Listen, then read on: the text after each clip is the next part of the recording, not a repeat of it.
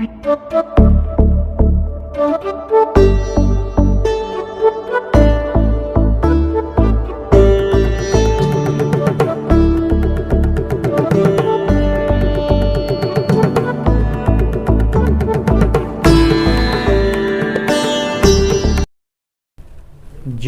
नमः। अभी आपने राशियों के स्वामी के विषय में पढ़ा।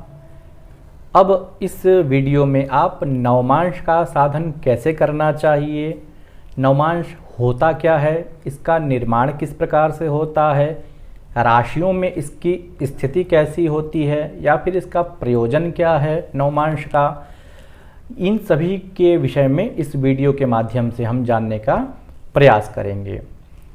जैसा कि बताया गया है कि 8वां जो श्लोक प्रथम अध्याय का है उसके पूर्वार्ध में राशियों के स्वामी के विषय में चर्चा की गई है और उत्तरार्ध के विषय में, उत्तरार्ध वाले खंड में श्लोक में नवमांश के स्वामियों के विषय में और नवमांश का जो खंड होता है उसके विषय में चर्चा की गई है। तो आइए श्लोक देखते हैं और उसके अन्वय को समझते हैं, उसके हिंदी व्याख्यार्थ और संस्कृत भावार्थ को समझते हैं और एक उदाहरण के माध्यम से नवमांश का साधन कैसे करना चाहिए उसके विषय को हम जानने का प्रयास करते हैं। तो जैसा कि आचार्य वराह मिहिर ने लघु जातक के 8वें श्लोक के उत्तरार्ध में कहा है, भेषाः नवांशकानामज मकर तुला कुलीराद्याः। इसका अन्वय आप देखें, नवांश का नाम अज, मकर, तुला, कुलीराद्याः भेषाः भवन्ति। इसकी आप व्याख्या देखें संस्कृत में और फिर हिंदी में। नवांश का नाम नवमांश साधन विषय का नाम, अर्थात नवमांश साधन के जो विषय हैं उसके प्रसंग में अजह मेष राशि अर्थात मेष राशि, मकरः मकर राशि अर्थात मकर राशि, तुला अर्थात तुला राशि, कुलीराद्याः अर्थात कर्कादयः राशयः अर्थात कर्क के क्रम से जो राशियां होती हैं, भेषाः स्वामिनः अर्थात उनके अधिपति होते हैं। यह हुआ इसकी व्याख्या या फिर उसका भावार्थ। अब नवमांश का साधन कैसे करना चाहिए उसके विषय में हम चर्चा करेंगे कि नवमांश आखिर में है क्या। जैसा कि आपको याद होगा, शुरू में ही आचार्य वराह मिहिर ने दूसरे श्लोक में कहा था कि सारम अहम सम प्रवक्ष्यामि, मतलब लघु जातक जो ग्रंथ है उसको मैं सारभूत तत्व में कह रहा हूँ। उसी सार तत्व का स्पष्ट निदर्शन इस श्लोक में प्रत्यक्षभूत दिखाई देता है, क्योंकि एक ही शब्द में इन्होंने नवमांश साधन के विषय को प्रदर्शित कर दिया। अज मकर तुला कुलीराद्याः भेषाः भवन्ति। मेष मकर तुला कर्क के क्रम से स्वामी होते हैं नवमांश के। तो नवमांश आखिर होता क्या है? जैसा कि नाम से स्पष्ट हो जा रहा है, नवमः अंशः नवमांशः, अर्थात जो नवमा खंड होता है, नवा जो खंड होता है उसी को हम नवमांश कहते हैं, नवांश कहते हैं। नवमा खंड किसका? तो जो राशि होती है जो 30 डिग्री की होती है, 30 अंश की एक जो राशि होती है उसका जो 9वां हिस्सा होता है उसी को हम कहते हैं नवमांश। मतलब 30 अंश को यदि हम 9 से विभाजित करेंगे तो एक नवमांश का मान हमारे सम्मुख आ जाएगा। जो 3 अंश 20 कला का होता है, एक अंश में 60 कला और एक कला में 60 विकला होती है और 30 अंशों की एक राशि होती है, वह आपको पहले बता दिया गया है। तो राशि का अर्थात 30 अंश का जो 9वां भाग होता है, जो 3 डिग्री और 20 कला का होता है, 3 अंश और 20 कला का होता है, वही एक नवमांश का मान होता है। कहने का तात्पर्य यह है, या फिर आप उसको सरल शब्दों में समझ सकते हैं, जैसा कि हमने बताया कि एक राशि में 9 चरण होते हैं और नवमांश भी 9 का होता है, तो स्वाभाविक बात है कि एक चरण 3 डिग्री 20 कला का होगा। मतलब अश्विनी में जो 4 चरण होते हैं, भरणी में जो 4 चरण होते हैं और कृत्तिका का जो एक चरण मिलकर के मेष राशि का निर्माण होता है, तो वह सभी 3-20, 3-20, 3-20 करते करते प्रत्येक चरणों का विभाजन होता है। नवमांश इसलिए भी महत्वपूर्ण हो जाता है कि वह चरण को बतलाता है।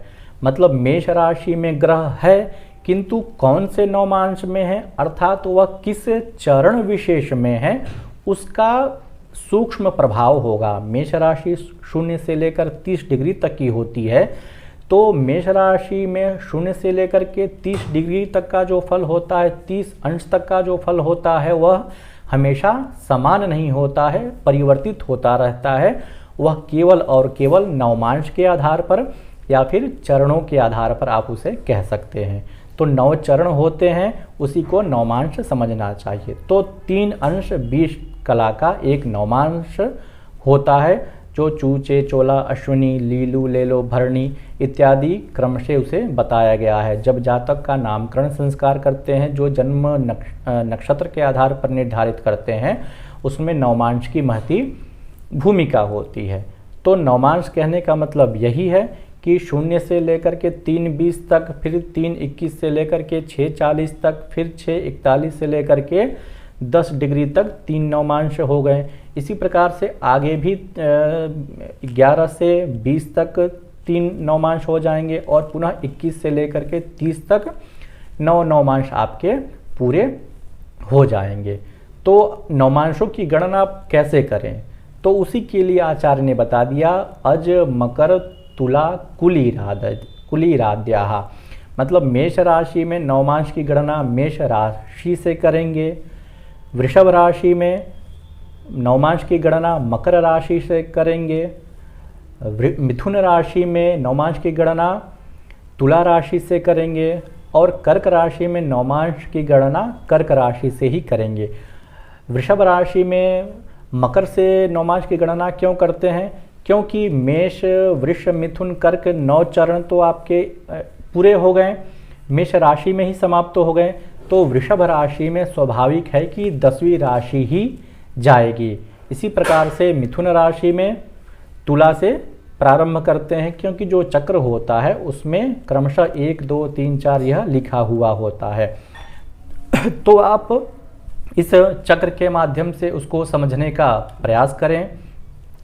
ऊपर मेष, वृष, मिथुन इत्यादि राशियां बता दी गई हैं और नीचे वाले लाइन में आपको डिग्री बता दी गई है कि 0 से लेकर के 3-20 तक, फिर 3-20 से 6-40, 6-40 से 10, 10 डिग्री से 13-20, 13-20 से 16-40, 16-40 से 20, 20 से 23-20, 23-20 से 26-40 और 26-40 से 30 डिग्री तक का जो 9 चरण पूरा हो जाता है। तो मेष राशि में क्रमशः मेष से ही प्रारंभ करेंगे, मेष, वृष, मिथुन, कर्क, सिंह, कन्या, यह धनु पर समाप्त हो जाता है। फिर वृषभ राशि में मकर, कुंभ, मीन, मेष, वृष, मिथुन, कर्क, सिंह, कन्या तक यह समाप्त हो जाता है।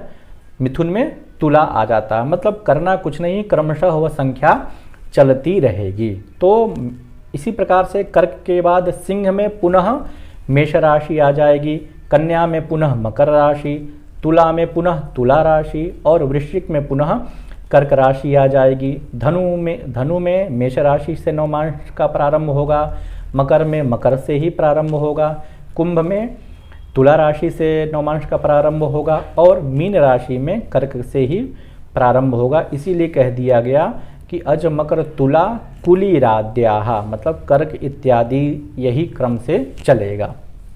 अब एक उदाहरण से इसको समझ लेते हैं। जैसा कि उदाहरण एक कल्पित किया गया है कि 0 राशि है, 5 अंश है, 35 कला है और 44 विकला है। 0 राशि मतलब मेष राशि।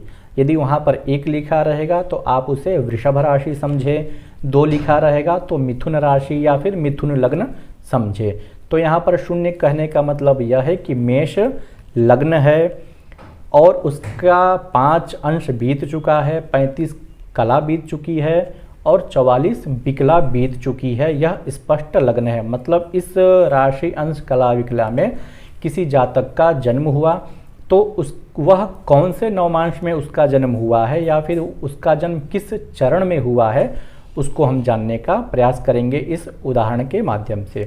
तो जैसा कि अभी चक्र के माध्यम से बताया गया था कि 0 से लेकर के 3-20 तक का जो मान होता है मेष राशि में, वह मेष का ही माना जाता है। लेकिन यहाँ पर 5 अंश और 35 कला है, तो 3-20 के ऊपर है और 6-40 के पहले है। तो इसका अर्थ यही हुआ कि यह दूसरे चरण में इसका जन्म है, मतलब दूसरे नवमांश में इसका जन्म है, मतलब मेष राशि के दूसरे नवमांश में इसका जन्म है। तो यह जो दूसरा खंड हुआ वह हुआ वृषभ राशि का और उसका स्वामी होता है शुक्र। तो आप लग्न कुंडली देखिए जो मेष राशि की बनी हुई है, मेष, वृष, मिथुन, कर्क, सिंह, कन्या, तुला इत्यादि क्रम से। और आप नवमांश कुंडली देखिए तो नवमांश कुंडली में संख्या बदल गई है, वहाँ पर 2 लिखा है क्योंकि वृषभ के नवमांश में उसका जन्म हुआ है, इसलिए वहाँ पर 2 लिखा हुआ है। तो यह नवमांश कुंडली हुई। इसी के पश्चात जो ग्रह जिस राशि अंश कला विकला में रहेंगे, जिस नवमांश में रहेंगे, उस ग्रह को उस संख्या में लिख देंगे और उससे उसके स्वामी का बोध करेंगे। जैसे यहाँ पर वृषभ का नवमांश है तो इसका मतलब यह है कि बच्चे का जन्म, जातक का जन्म वृषभ नवमांश में हुआ है, अर्थात शुक्र के नवमांश में हुआ है। लेकिन उसकी जो लग्न है, उसका जो लग्न है वह मेष लग्न है। तो इसी प्रकार से नवमांश का साधन किया जाता है। नवमांश एक बहुत ही महत्वपूर्ण अंग होता है होरा शास्त्र के शुभाशुभ फल कथन के संदर्भ में।